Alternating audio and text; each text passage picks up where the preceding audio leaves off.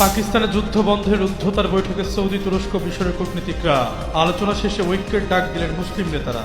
অবিলম্বে হামলা বন্ধে যৌথ বিবৃতি। যুক্তরাষ্ট্রের $50 কোটি গোয়েন্দা বিমান ধ্বংস করল আইআরজিসি। সফল হামলায় ইরানকে গোপনে সহায়তা করছে রাশিয়া, দাবি মার্কিন প্রশাসনের। ইরানে যে কোনো সময় পারমাণবিক হামলা হতে পারে, গোপন তথ্য ফাঁস করলেন জাতিসংঘের কর্মকর্তা। তেহরানকে এখনই পদক্ষেপ নেওয়ার পরামর্শ। ইরানে হামলায় জড়িত মার্কিন যুদ্ধবিমানের জন্য আকাশসীমা বন্ধ করল স্পেন। যুক্তরাষ্ট্রের সঙ্গে দীর্ঘদিনের বন্ধুত্বে হঠাৎই ছন্দপতন, হতাশ ডোনাল্ড ট্রাম্প। ইরানি স্থল অভিযানের পথে যুক্তরাষ্ট্র। মধ্যপ্রাচ্যে প্রস্তুত রয়েছে কয়েক ইউনিটে ৫,৫০০ মার্কিন সেনা। মরণ ফাঁদে পা দিচ্ছে ওয়াশিংটন, মন্তব্য বিশ্লেষকদের।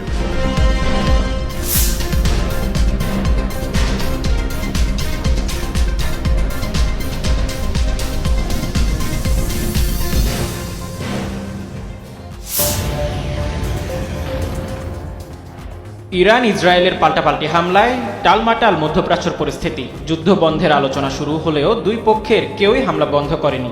1 মাস ধরে চলা এই যুদ্ধ ইরানের প্রতিবেশী দেশগুলো যেমন ভুগছে, তার প্রভাব পড়েছে বৈশ্বিক অর্থনীতিতেও। যুদ্ধ থামানোর জন্য কূটনৈতিক প্রচেষ্টা অবশ্য অব্যাহত রয়েছে। এরই মধ্যে রোববার পাকিস্তানের রাজধানী ইসলামাবাদে 4 দেশের পররাষ্ট্রমন্ত্রীদের মধ্যে আলোচনা শুরু হয়। 2 দিনের এই আলোচনা তুরস্ক, সৌদি আরব, মিশর ও পাকিস্তানের প্রতিনিধিরা অংশ নেন।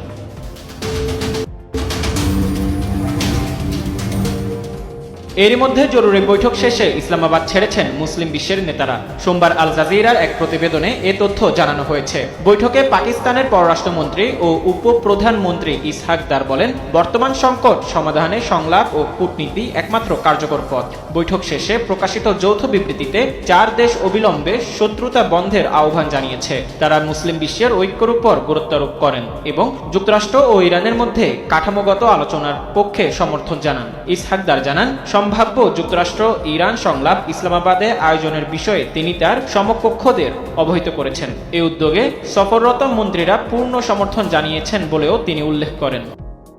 ইরানকে দমাতে যখন পারমাণবিক অস্ত্র ব্যবহারের কথা ভাবছে ট্রাম্প, ঠিক সেই মুহূর্তে বিষয়টি জানা মাত্রই গর্জে ওঠেন কিম জং উন। তিনি জানালেন, ইরানের এ যুদ্ধে পারমাণবিক অস্ত্র ব্যবহার করা হলে তারা নিজেদের পারমাণবিক সক্ষমতা দেখাবে এবং আমেরিকাকে গুঁড়িয়ে দেবে।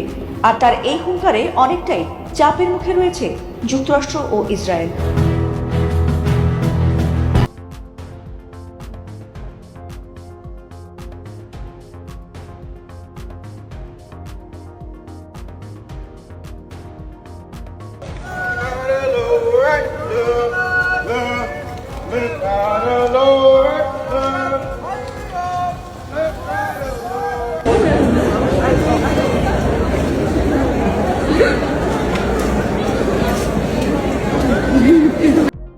ময়দান থেকে এক চমকে যাওয়া খবরের তোলপাড় চারদিক। নতুন খেলোয়াড় আনছেন ইরানের বন্ধু ভ্লাদিমির পুতিন। তেহরানের শক্তি বাড়াতে শক্তিশালী চেচেন যোদ্ধাদের পাঠাচ্ছেন রুশ প্রেসিডেন্ট। এমন খবরে সয়লাভ সামাজিক যোগাযোগ মাধ্যম।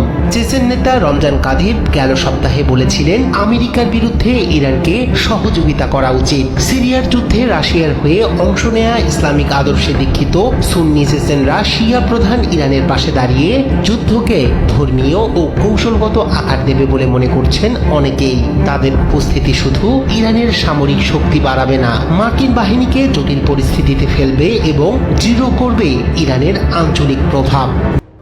ঘন্টার পর ঘন্টা অপেক্ষা, একটু তেলের আশায় রাস্তার পাশেই ঘুমিয়ে পড়েছে মানুষ। এটাই বাস্তবতা।